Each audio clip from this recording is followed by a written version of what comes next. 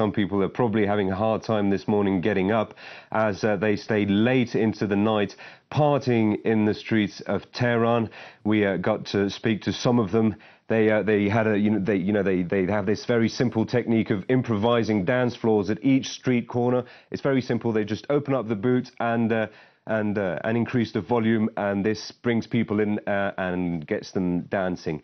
So the people we got a chance to speak to, it was very interesting to see that they came from all walks of life, from very different backgrounds, and they were there, more conservative families, young people, and some of them were telling us that it was payback for the 2009 election. Some of them clearly had taken part in demonstrations after the contested presidential election 4 years ago, and they said that this time around it showed that the guide, at least this time, had listened to them, and that the system for once seemed to represent their voice, their opinion.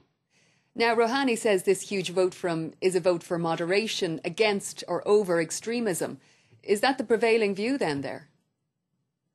Well, he said during his campaign, for example, that he was going to try and do everything to get both the 2009 candidates free. They've been under house arrest for the past 2 years, and that's one of the promises that he made. He said, I will get them, I will free them. Now, time will tell. It's hard to say exactly what kind of real power he'll be able to he'll enjoy, and we'll see if he actually delivers on his promises.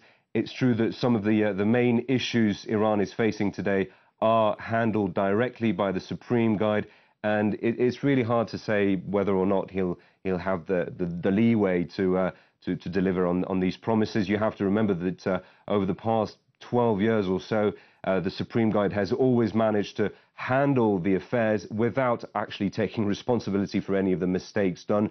It was the case with President Khatami, a reformist. It was also the case with Ahmadinejad, who is blamed now for bringing this economic crisis onto Iran. So again, we'll have to see in the coming months exactly how Rohani handles the job.